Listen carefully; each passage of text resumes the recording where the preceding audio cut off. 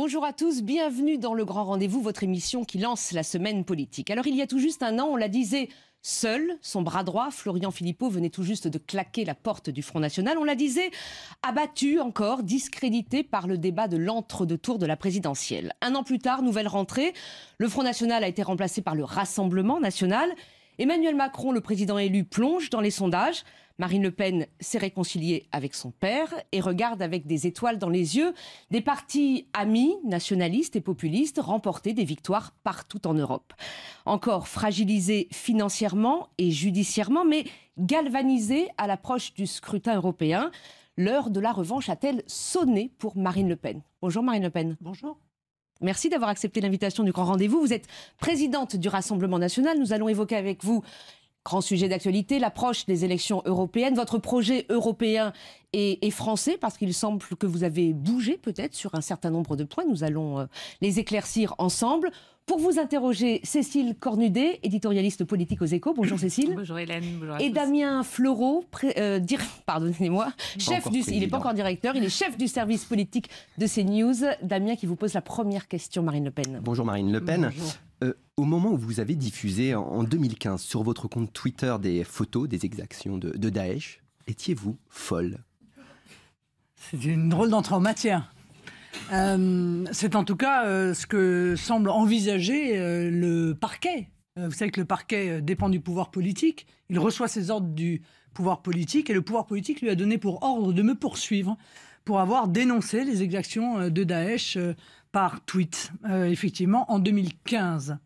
Le parquet ne trouvait pas, en réalité, d'article du Code pour pouvoir me poursuivre. Mais qu'à cela ne tienne, ils sont allés chercher un article qui est un article, en réalité, qui vise les infractions de nature sexuelle et qui vise à protéger les mineurs de ces infractions de nature sexuelle. C'est en soi un véritable scandale et c'est la raison pour laquelle je suis tombé de ma chaise en recevant une ordonnance exigeant que je me soumette à une expertise psychiatrique. Mais ça, vous savez que c'est la loi, c'est le code de procédure pénale qui prévoit cette expertise psychiatrique. D'ailleurs, on a appris hier par le journal du dimanche qu'Alexandre Benalla lui-même, maintenant, lui demandait une expertise psychiatrique. Vous n'êtes pas la seule Madame, à d'abord, je ne suis pas Alexandre Benalla. Non, merci Marine beaucoup. Le Pen. Mais merci. Non, mais merci. Ça fait... Madame, j'ai été candidate 2 fois à l'élection présidentielle. J'ai été députée européen, je suis députée nationale, conseillère régionale depuis un certain nombre d'années et présidente du premier parti d'opposition de France. Cette expertise psychiatrique, elle est exigée pourquoi? Parce que l'article pour lequel on me poursuit est un article qui vise à poursuivre des détraqués sexuels, d'accord? Des pervers, des prédateurs sexuels, des psychopathes. Or, on m'impose cela parce qu'en réalité, on veut me condamner à tout prix. Ce sont aussi des images de violence qui ont été diffusées sur les réseaux sociaux. Et c'est à ce titre-là que vous êtes poursuivie, Madame Le Pen. Tout est bon contre l'opposition pour tenter de lui nuire, pour freiner l'opposition, pour nous empêcher de faire de la politique, pour nous humilier. En plus, si c'est possible, si cette humiliation peut intervenir de surcroît, évidemment, certains s'en réjouissent. C'est vous qui avez rendu public cette convocation. Mais bien entendu, je pense que les 11 millions de personnes qui ont voté pour moi au second tour de l'élection présidentielle ont quand même le droit de savoir la manière dont le pouvoir politique se comporte avec l'opposition. Me semble-t-il. C'est juste la loi, une application non, de la loi. Non, ça n'est pas l'application de la loi, madame, car vous voyez bien que le fait de me soumettre à une expertise psychiatrique obligatoire démontre l'imbécilité de la base juridique qui a été utilisée contre moi, alors qu'il s'agissait exclusivement d'un propos politique et qu'il s'agissait pour moi d'exprimer l'indignation qui était la mienne et qui reste la mienne et celle, encore une fois, des 11 millions d'électeurs qui ont voté pour moi lorsqu'un journaliste s'est cru permis d'indiquer qu'il y avait une communauté d'esprit entre Daesh et le Front National à l'époque. Voilà. Donc, tout n'est pas bon contre les opposants. On ne peut pas... C'est Macron qui alimente ça, vous pensez ? En tout cas, c'est le parquet qui a réclamé cela. Oui, mais encore une fois, là, ça fait partie du code de procédure pénale. De la même manière, c'est le parquet qui a réclamé d'effectuer une poursuite sur le fondement de ce texte-là. De la même manière, c'est le parquet qui a réclamé des juges la confiscation de notre dotation publique. Alors moi, je dis juste à nos opposants, vous pouvez utiliser toutes ces méthodes, mais sachez que ce sont des méthodes qui sont des marqueurs d'un système qui n'est pas un système démocratique, mais un système totalitaire. Et moi, je vous enjoins, dans le respect de la démocratie, de mener un combat politique loyal. On échange des idées, on confronte des idées, on confronte des projets, et croyez-moi, ça se passera beaucoup mieux, et ça évitera que la France apparaisse aux yeux de l'étranger comme un pays dans lequel il n'est plus très bon de vouloir débattre sur le plan des idées. Marine Le Pen, vous évoquez vous-même cette saisie d'une partie de la dotation publique, 2 millions. Vous saurez mercredi si cette saisie est confirmée ou non, 2 millions de gelés en quelque sorte. Est-ce que c'est vous-même qui avez parlé de votre convocation devant la justice dans cette affaire des assistants parlementaires, parce que c'est évidemment lié. Est-ce que vous allez vous rendre devant la justice? Est-ce que vous allez vous expliquer sur le fond dans cette affaire? Il y a 15 personnes de votre parti, dont vous-même, qui êtes mises en examen. Oui. Dans cette affaire participe à cette opération de persécution dont nous sommes les victimes. Je pense que beaucoup de Français commencent à en prendre conscience. Vous le savez, cette affaire a été lancée par M. Schulz, avec la complicité de Mme Taubira, à l'époque ministre de la Justice, dans le but évident de pouvoir développer à notre égard des mises en examen qui sont des mises en examen infamantes. Donc je dis et je répète, et je répéterai aux magistrats en temps voulu, que nous sommes totalement innocents des faits c'est-à-dire, est-ce qui que nous vous allez sont... vous rendre à cette convocation de justice pour vous défendre sur le fond, Madame Le Pen? J'ai déjà dit que je me rendrai, mais je réserve aux magistrats la primeur de mes propos, si ça ne vous ennuie pas. Je note qu'il y a d'autres mouvements politiques à qui l'on fait les mêmes reproches qu'à nous, mais qu'il semblerait que la justice fasse preuve d'une incroyable lenteur. Vous parlez du MoDem de François Bayrou. Ah, mais écoutez, si vous en parlez... Alors, parlons-en. Alors, de quoi on parle? On parle de 2 millions de gel sur une dotation publique sur le quinquennat qui serait de 22 millions d'euros. Donc, c'est pas la mort du Front National, puisque vous le dites comme ça, n'est pas en jeu. Est-ce que vous surjouez pas la victimisation? Madame, pardon de vous rappeler quelques règles de base du fonctionnement politique dans notre pays et du financement des partis politiques. Vous me parlez de 22 millions sur le quinquennat. Et en novembre, vous aurez une partie de ces 22 millions. Il se trouve qu'ils sont libérables par tranche de 4 millions ou 4 millions et demi. Nous saurons ça lorsque le Conseil constitutionnel aura terminé son travail, qu'il effectue lui aussi avec une lenteur absolument incroyable, qui est l'analyse des recours sur les élections législatives. 4 millions et demi. Nous attendons cette subvention depuis des mois et des mois. Bien.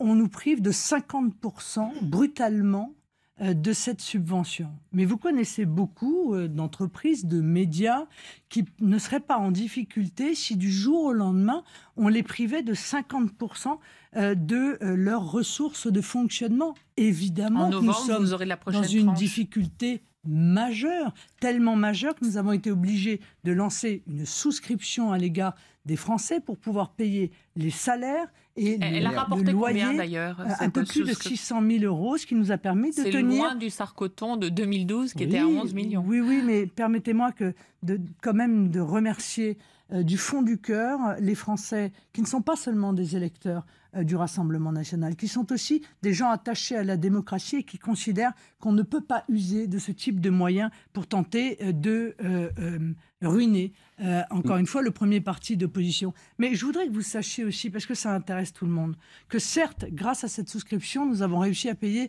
nos salaires et nos loyers, mais que ça nous a considérablement limité dans notre activité politique. C'est-à-dire que en 2018, dans cette grande démocratie qui est censée être la France, le premier parti d'opposition ne peut pas faire de la politique comme il souhaiterait le faire. Et pourtant, il y en a des choses à dire et je suis sûr que nous allons maintenant passer au sujet de fond. Est-ce que vous n'avez pas été vous n'avez pas manqué de prévoyance justement pour anticiper ces problèmes budgétaires? Certains le disent dans la gestion de votre parti. Comment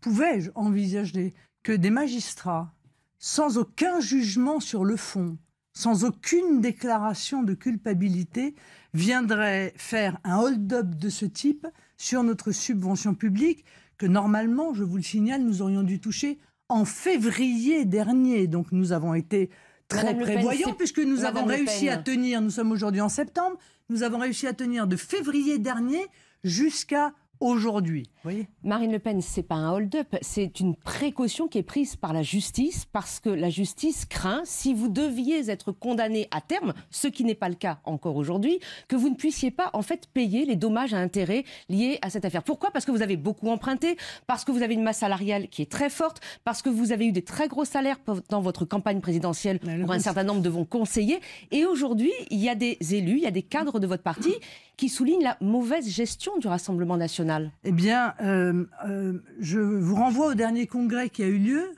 où quitus a été donné à notre trésorier, je crois, à l'unanimité. Voilà. Dans les Hauts-de-France, c'est pas ça qui explique la défection d'un certain nombre d'élus autour de vous ? Hélas, c'est beaucoup plus prosaïque et plus minable que cela. Ce sont des postes espérés, pas obtenus. Enfin, c'est la nature humaine. Le fait de ne plus avoir d'actifs immobiliers, par exemple, vous avez vendu le paquebot. Donc, encore une fois, cette décision des juges est inadmissible.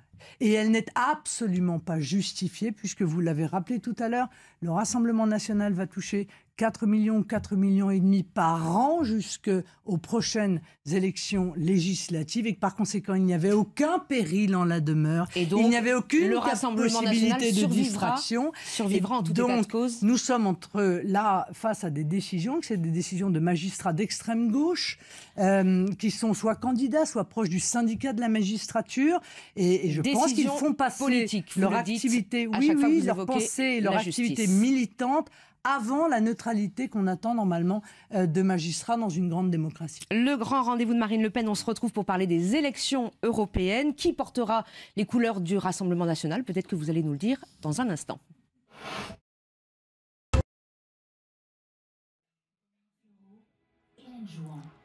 Marine Le Pen est l'invitée du grand rendez-vous. Les élections européennes, vous y mettez tous vos espoirs. Avec qui ? Pour quel projet ? Une question de Cécile Cornudet.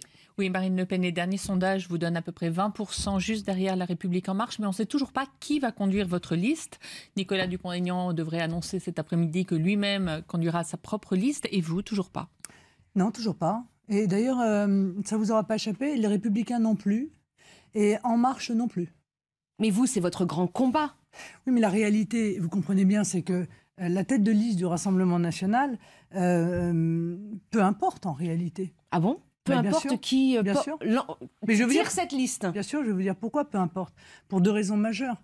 D'abord parce qu'au Rassemblement national, nous avons tous la même ligne politique. Par conséquent, la tête de liste ne déterminera pas la ligne politique et le projet qui sera porté par la liste, ce qui n'est pas le cas pour les Républicains et ce qui n'est pas le cas peut-être pour En Marche. Et puis, de toute façon, quelle que soit la tête de liste, je mènerai également cette campagne européenne.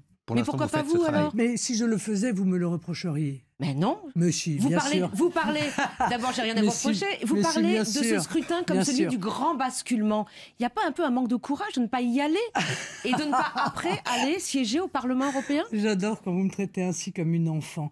Madame, j'ai été élue députée nationale il y a de cela un tout petit peu plus d'1 an. Je pense que les Français ne comprendraient pas que je parte à nouveau comme tête de liste aux élections européennes. Et puis, il y a beaucoup de gens brillants au Rassemblement national qui peuvent parfaitement être tête de liste.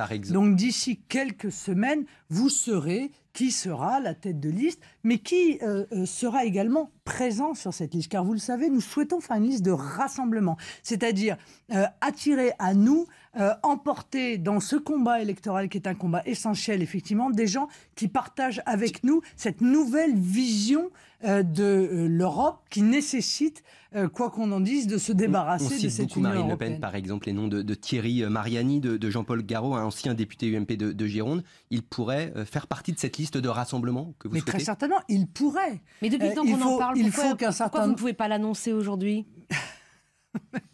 Mais parce que je suis maître de mon calendrier. Voilà. Mais vous attendez que les autres formations politiques dévoilent leurs cartes, peut-être ? Qui décide quand je vais rendre publique cette liste. Encore une fois, les élections européennes, c'est mai prochain. Donc nous sommes en train de travailler à ce rassemblement, travailler à notre projet.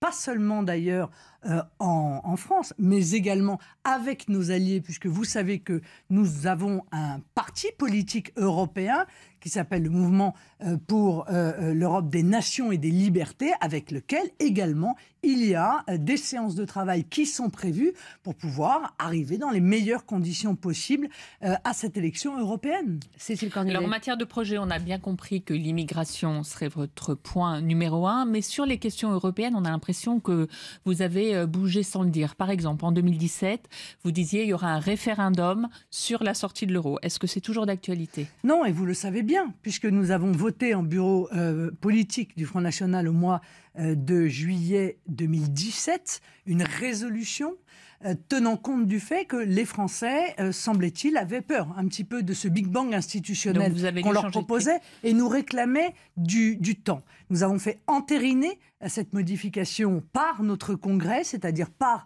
nos adhérents du Rassemblement national, et nous avons indiqué qu'il nous apparaissait qu'il fallait acter des priorités dans les dossiers qui devaient être traités au niveau de l'Union européenne. Non plus, alors. Et la première des priorités, ce sont évidemment les frontières. C'est la maîtrise à nouveau de nos frontières. C'est non seulement le problème de l'immigration, mais aussi le problème de ces accords de libre-échange qui sont imposés aux différents pays par l'Union européenne. En même temps, le CETA avec le Canada, il y a un premier bilan au bout d'un an qui a été fait et finalement, ce n'est pas du tout le déferlement du bœuf canadien comme vous le craignez. Vous me permettrez d'attendre que des contre-études soient effectuées parce que les études qui avaient été faites sur le Brexit nous annonçaient la disparition pure et simple de la Grande-Bretagne et il s'avère que d'autres études qui ont été faites postérieurement démontrent que le chômage est au plus bas, que les salaires remontent puisque sans l'immigration massive ils ne sont pas encore sortis. Ils ne sont pas encore sortis. Arrivait en Grande-Bretagne, eh bien, on voit les salaires en Grande-Bretagne qui augmentent. Ce qui d'ailleurs... Ça reste un modèle pour vous, le Brexit, alors que Theresa May a beaucoup de difficultés. Ce qui démontre que l'immigration massive pèse à la baisse sur les salaires, ce que nous disions depuis de très nombreuses années. Donc, je veux dire pourquoi nous avons évolué aussi. Parce que avant, il n'y avait pas de pays qui partageaient en quelque sorte la vision qui était la nôtre. Quasiment tous les pays en Europe soutenaient l'Union européenne. Nous étions donc un peu isolés. Et là, le choix était simple, c'était soit se soumettre à l'Union européenne, soit sortir de l'Union européenne. Mais les choses ont changé, parce qu'en politique, les choses changent tout le temps. Et nous assistons à une véritable révolte des peuples en Europe. Aujourd'hui, de plus en plus de pays contestent de la manière parfois la plus ferme le fonctionnement de l'Union européenne. Et nous avons donc la possibilité, pour la première fois dans l'histoire de cette construction européenne, d'accéder à une majorité au sein du Parlement européen. C'est une nouvelle internationale ? Une majorité au sein du Parlement européen, une majorité de nations qui, ensemble, vont réfléchir à une modification absolument profonde de cette Union européenne. Modification ou explosion, Madame Le Pen. Qu'allez-vous faire ? Nous, ce que nous espérons, c'est que l'Union européenne, en réalité, s'autodétruise en quelque sorte. Vous comprenez ce que je veux dire ? Pour faire naître quoi ? L'Union des nations européennes. L'Union européenne, c'est une organisation politique dont nous contestons non seulement le caractère antidémocratique, mais dont nous contestons les résultats économiques et sociaux. Et donc nous revenons aux nations. Et je vais vous dire, l'Union européenne, il n'y a plus de construction politique. L'Union européenne est la pire ennemie de l'Europe. Et en réalité, ce que je crois, moi, c'est que les nations peuvent sauver l'Europe. Et encore une fois, contribuer à la naissance de ce qu'on a appelé l'Union des nations européennes, qui est en fait effectivement l'Europe des nations. Qu'est-ce qui reste de l'Europe si vous détruisez complètement, si vous autodétruisez, dites-vous, cette construction politique ? Il reste des nations, c'est-à-dire il reste ce qu'il y avait avant. Il reste l'Europe. Non, il reste des pays. Non, il reste l'Europe. Alors, quelle est cette nouvelle construction que madame, vous prônez ? Car vous voyez bien, encore une fois, que l'Europe territoriale. L'Union européenne a été absolument incapable de protéger les nations et de protéger les Européens. Sur quel sujet, par exemple ? Mais sur l'intégralité du sujet, sur le sujet de la concurrence internationale déloyale, sur le sujet de l'importation de produits qui ne sont pas soumis aux normes qu'impose l'Union européenne et qui sont des véritables choix de société, des choix écologiques, sur le sujet évidemment de l'immigration massive qui est arrivée dans les différents pays d'Europe depuis un certain nombre d'années, dans aucun des domaines. Mais sur le plan économique, mais même sur le plan de la puissance. On nous avait vendu l'Union européenne acteur de puissance, souvenez-vous. Hein. Bon, l'euro allait d'ailleurs être également un élément de puissance. Bon, on s'aperçoit qu'on est totalement sous la mainmise du dollar. On s'aperçoit qu'on n'a créé aucun outil pour pouvoir précisément défendre nos intérêts économiques et nos entreprises européennes. On l'a vu en Iran, où les États-Unis ont imposé un interdit. Et donc après, chaque pays pourra le faire plus facilement contre les États-Unis. Regardez ça. Est-ce que nous serons plus forts? On n'est pas plus forts ensemble. Mais les nations sont plus fortes ensemble. Mais les nations. Or, ce que je reproche profondément à l'Union européenne, c'est son idéologie. C'est l'idéologie, d'abord, je l'ai souvent dit, du laisser faire, laisser aller, laisser passer. Donc vous êtes contre la liberté de circulation des personnes et des produits. Mais c'est aussi une idéologie de la disparition, en fait, des nations. Les nations doivent se fondre dans une sorte de magma mondialisé. Moi, je crois à la richesse de la diversité de nos nations. Et je pense que si nos nations disparaissent, alors c'est l'Europe, dans son essence même, qui disparaît. C'est la raison pour laquelle je dis que la fin de l'Union européenne, c'est le renouveau de l'Europe. Alors, vous me parlez de libre circulation. Non, je ne suis pas pour la libre circulation des personnes, madame. Je pense que chaque État, nation, doit avoir la possibilité de décider qui vient chez lui, à quelles conditions, selon quels critères et combien de temps reste-t-il, et s'il est nécessaire il y a déjà des critères. Non, il n'y a pas de critères. De ne pas le renvoyer. Bon. Quant à la libre circulation, ce sont les accords de libre-échange. On n'est pas arrivé au bout de la logique, là, de ces accords de libre-échange? Je crois que oui. Je crois que beaucoup, y compris d'ailleurs ceux qui en étaient les plus grands promoteurs, s'aperçoivent aujourd'hui que le libre-échange, en réalité, a organisé le chaos, la concurrence déloyale et a tiré, en réalité, notre économie vers le bas. Quand on voit la guerre commerciale que livre Donald Trump, que l'Europe soit capable de répondre à ça, vous rend plus fort, rend chaque nation plus forte. Madame, parlons-en. Qu'est-ce que l'Union européenne a répondu à Donald Trump? C'est un vrai sujet que pose d'ailleurs Donald Trump. Il n'est pas le seul à le poser. C'est le sujet de la fin du mondialisme. C'est le sujet de la fin de la mondialisation sauvage et le retour du protectionnisme. Je sais que c'est compliqué. Donc vous êtes trumpiste en Europe. Vous savez, je sais que c'est compliqué parce que le protectionnisme a été chargé de tous les maux pendant des années par les bien-pensants et par les élites économiques. Sauf qu'elles sont en train de se rendre compte que la mondialisation sauvage a été un véritable saccage économique et social. Alors, c'est le débat du protectionnisme. On va en discuter. Monsieur Trump, il vient de passer un accord qui est en réalité un accord avec le Mexique qui vise à remplacer l'ALENA, qui est extrêmement intéressant. Parce que dans cet accord, monsieur Trump exige que 40 à 45% des productions qui sont importées aux États-Unis du Mexique le soient s'ils ont été fabriqués par des Mexicains, mais avec un salaire minimum précis. Un salaire minimum augmenté par rapport au salaire minimum qui est accordé aux Mexicains. On va passer de salaire minimum pour les Mexicains qui allait de 1 à 4 euros à un salaire minimum qui va passer à 14 euros. C'est l'exigence de M. Trump.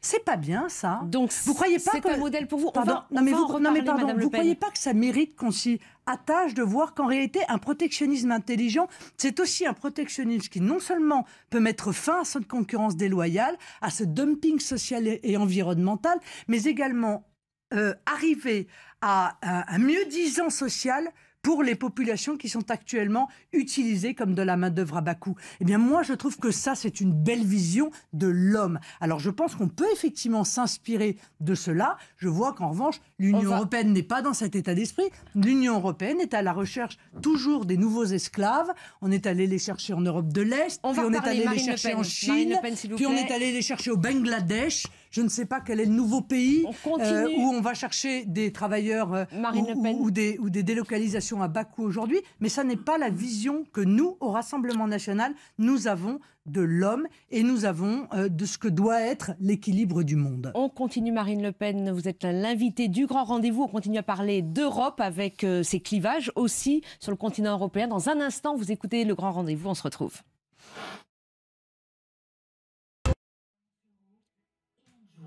Marine Le Pen, la présidente du Rassemblement national et l'invitée du grand rendez-vous. On continue à parler Europe. Une question de Cécile Cornudet. Oui, vous parlez beaucoup de vos alliés européens, mais c'est qui en fait? Il y a les Italiens, les Hongrois, les Polonais, mais qui d'autre? Parce que les Anglais de UKIP vont partir. On voit que l'Autrichien Kurz a l'air finalement de vouloir ménager Emmanuel Macron. Les Tchèques sont prudents.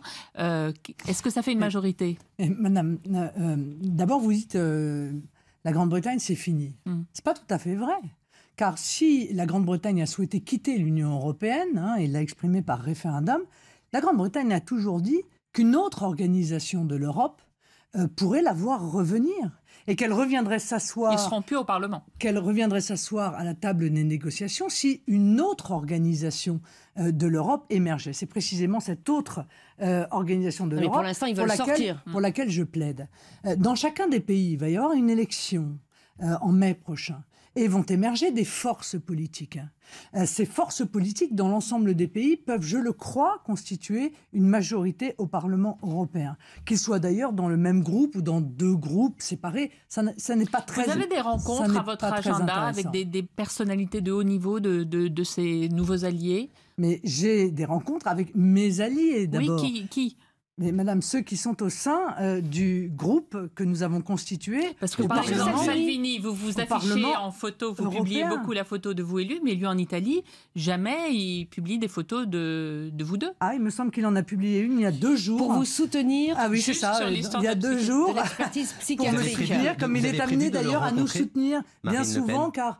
ils sont eux-mêmes, il faut bien le dire, victimes d'une véritable persécution de la part de la justice italienne. Vous avez prévu de le rencontrer dans le cadre de votre campagne européenne, bien entendu, je vais rencontrer Matteo Salvini prochainement et d'autres avec lesquels nous allons discuter de la manière dont nous allons engager cette campagne européenne. Nous allons discuter des thèmes, nous allons parler de notre projet, car c'est une œuvre collective, je veux dire, que nous sommes en train de mettre en œuvre. Oui, mais on ne vous voit pas avec eux, c'est pas précis dans quand vous les rencontrez, qui, où.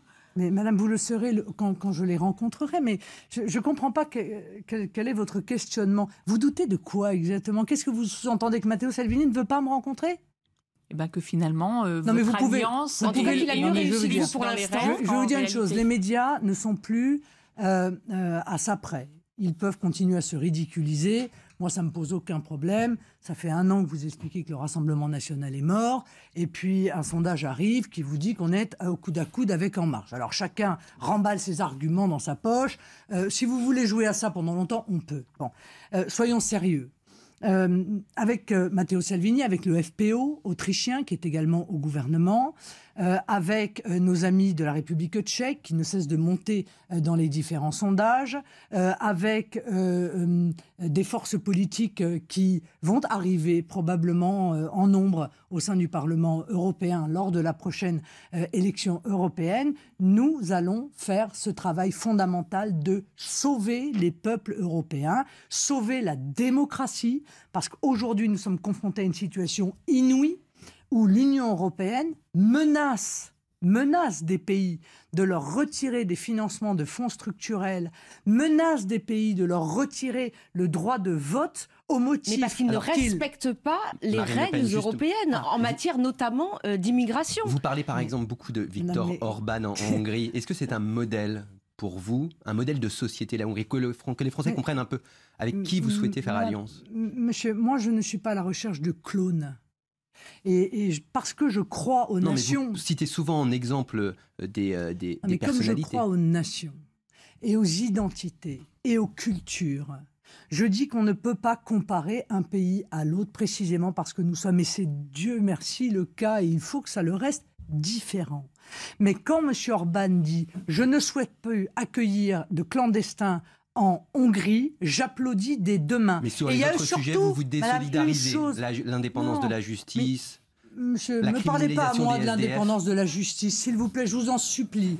C'est trop cruel pour notre pays. Pardonnez-moi, bon, voilà. mais lui, il assume. Il assume que cette justice ne soit pas aujourd'hui indépendante. Mais parce que la nôtre, elle est indépendante. Vous en pensez ce que vous voulez, mais oui, il y a aujourd'hui dans la Constitution une séparation des pouvoirs entre pouvoir exécutif, législatif et l'autorité judiciaire. Pas avec le parquet quand même. il y a des liens entre le parquet. Ça n'en fait pas une justice aux ordres, Madame Le Pen. Vous pouvez le penser, mais ça n'en fait pas une justice aux ordres. Il y a des magistrats qui sont ceux du parquet, qui reçoivent des ordres directement. C'est dans notre corpus législatif, directement du pouvoir politique. D'accord, donc autant prendre le modèle Orban sur la question, par exemple. C'est pas le sujet. Si, c'est le sujet. Vous soutenez Viktor Orban. Dites en quoi vous êtes d'accord ou pas avec M. Orban. Que je soutienne ou que je ne soutienne pas M. Orban n'a aucune importance. Si, parce que c'est avec lui que vous voulez construire la nouvelle Europe. Est-ce que M. Orban a été élu ? Il n'y a pas d'atteinte à la démocratie. Est-ce qu'il a été élu de manière massive? Ça suffit pour en faire une démocratie, la seule élection madame, je suis navrée de vous dire qu'il y a deux possibilités. Soit vous avez raison, soit le peuple hongrois a raison. Permettez-moi de penser que, parce que je suis une démocrate, je pense que ce que le peuple hongrois veut, alors le peuple hongrois doit l'obtenir. Il n'y a pas d'atteinte à la démocratie en Hongrie qui peut vous poser il ne me problème. semble pas qu'il y ait d'atteinte à la démocratie en Hongrie. En tout cas, s'il y en a, pas plus qu'il n'en existe en France. Voyez-vous ? Voilà, ça c'est mon opinion. Mais encore une fois, mon opinion est peu importante. Ce qui est important, c'est est-ce que nous sommes encore dans un fonctionnement où ce sont les peuples qui décident pour eux-mêmes? Est-ce que ce sont eux qui choisissent leurs dirigeants ou est-ce que c'est M. Juncker et d'autres? Est-ce que cette Union européenne peut avancer systématiquement par le chantage et la menace ou est-ce que ça n'est pas la démonstration qu'en réalité, cette Union européenne est en fin de vie et qu'il faut que nous travaillions ensemble à une Europe qui soit celle des nations libres, souveraines, démocratiques, prospères et sûres. Marine Le Pen, eh bien moi, c'est mon projet. Très concrètement, dans l'hypothèse où effectivement vous avez, avec les personnes que vous venez de citer, une majorité au prochain Parlement européen, qu'est-ce qui se passe très concrètement ? Très concrètement, par exemple, les pays auront parfaitement le droit de refuser les migrants qu'aujourd'hui on impose directement on par impose, mais de toute façon, ils ne les européenne. acceptent pas, donc ça ne change pas grand-chose. C'est pas tout à fait vrai, puisque justement, on les menace de leur retirer le droit de vote, on les menace de les sanctionner financièrement. En France, aujourd'hui, on installe des migrants dans des centaines de villages. On met ça dans des villages parce qu'on sait que, évidemment, la réaction est moins importante que si on les installait dans des grandes villes. Eh bien, moi, je suis opposée à cette installation forcée de migrants dans notre pays, sans qu'on ait demandé l'accord des Français, dont nous savons pertinemment qu'ils sont une majorité à ne pas être d'accord avec cela. Eh bien, ça m'apparaît antidémocratique et profondément dévastateur. Par conséquent, concrètement, demain, si nous sommes majoritaires au Parlement européen, chaque pays aura le droit de dire oui ou non et chaque pays aura ses frontières. Parce que ce que je ne veux plus non plus, c'est que Mme Merkel ouvre grand les bras en accueillant 1 million, n'est-ce pas, de clandestins, et qu'on en retrouve une partie non négligeable dans les autres pays en Europe, dont la France, parce que nos frontières sont grandes ouvertes. Ça n'est plus admissible. Vous parlez de majorité, ce sera peut-être moins clair que ça. Comment vous pèserez au PPE, alors que, par exemple, au Parlement européen, quand Viktor Orban dit qu'il veut rester au PPE, qu'il ne veut pas rejoindre votre groupe, en réalité, vos alliés sont aujourd'hui très éclatés sur plusieurs groupes. Mais nous verrons, madame, nous allons travailler à cela. Les élections n'ont pas encore lieu. Il vient de dire, Viktor Orban, je reste volontiers au PPE. Pour l'instant, nous sommes au-devant d'une véritable révolution européenne, une révolution des peuples. Regardez l'histoire se construire, s'écrire devant vous et arrêtez d'être bloqués dans des vieux schémas PPE, PSE. Probablement tout ça va être balayé par les élections de la même manière que les LR sont quasiment en voie de disparition et que le Parti socialiste est lui quasiment disparu dans notre pays. Ce sont des vieux schémas, ce sont des vieux clivages. Moi, je suis en train, avec nos alliés, d'écrire l'histoire avec un grand H et je m'en réjouis selon un clivage qui est un clivage mondialiste nationaux, M. Macron, Mme Merkel faisant partie du camp des mondialistes, c'est-à-dire ceux qui veulent l'effacement des frontières, qui veulent la disparition des nations, et les nationaux dont je fais partie avec un certain nombre. Marine Le Pen, vous dites reprendre le contrôle de nos frontières. Mais c'est quoi? C'est envoyer des militaires en Méditerranée, nos forces françaises pour empêcher que les clandestins, par exemple, dont vous parlez, viennent? En Italie, Matteo Salvini a mis en place une politique dissuasive d'immigration. Oui, mais avant lui, il y avait un accord qui avait été passé notamment avec la Libye, les gardes-côtes libyens, qui a beaucoup fait changer les choses. Ah, mais c'est très bien. Cet accord était très bien. C'est la raison pour laquelle nous avons été totalement contre l'intervention qui a consisté à déstabiliser la Libye, opérée par les dirigeants français et qui ont contribué à cette vague migratoire majeure. Mais moi, je suis pour des accords bilatéraux entre pays, mais c'est exactement l'inverse de la philosophie de l'Union européenne. J'entendais encore M. Le Drian, que nous avons entendu à la Commission des Affaires étrangères, il y a quelques jours de cela, nous expliquer que seul le multilatéralisme peut régler la crise migratoire. Or, je m'aperçois de quoi ? Eh bien, je m'aperçois, enfin, je l'ai appris vraiment par hasard, un tout petit article minuscule, car la presse française n'en a absolument pas parlé. L'Algérie accueillera tous ses ressortissants en situation irrégulière en Allemagne, quel que soit leur nombre, a assuré lundi le Premier ministre à l'occasion d'une visite officielle de la chancelière Angela Merkel. Ça veut dire quoi ? Ça veut dire que Mme Merkel, eh bien, elle fait fi du multilatéralisme. Mais non, nous aussi, on essaie de passer des accords bilatéraux. Et elle passe un accord bilatéral entre l'Allemagne et l'Algérie pour que l'Algérie reprenne ses ressortissants clandestins. On se retrouve... Pardon, non madame, je ne peux pas vous laisser dire ça. La France ne fait pas la même chose. La France fait l'inverse. La France, elle va en Algérie pour promettre plus de visas accordés aux Algériens. Non, mais la France passe aussi des accords bilatéraux pour essayer de pouvoir expulser des gens qui viennent en situation irrégulière. Elle ne le fait pas parce que Emmanuel Macron est un adepte du multilatéralisme et il est absolument convaincu que seule l'Union européenne peut régler le problème de l'immigration, ce qui est évidemment une erreur, et même pire qu'une erreur, une faute. Marine Le Pen est l'invitée du Grand Rendez-vous. On se retrouve dans un instant.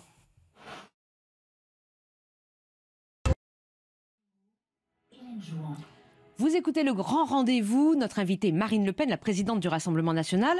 On a bien compris, Marine Le Pen, que vous misiez sur cette campagne, notamment européenne, sur l'immigration, la sécurité, retrouver la souveraineté française. Où est passé le Front National, le Rassemblement national, aujourd'hui social? Quel est votre projet français? On a l'impression que vous l'avez un peu oublié. Non, absolument pas, madame. Nous ne cessons d'évoquer ces sujets qui nous tiennent à cœur parce que nous constatons que les Français sont en train de vivre une baisse absolument massive de leur pouvoir d'achat et qu'on les jette dans une précarité qui est très éloignée du progrès dont parle souvent Emmanuel Macron.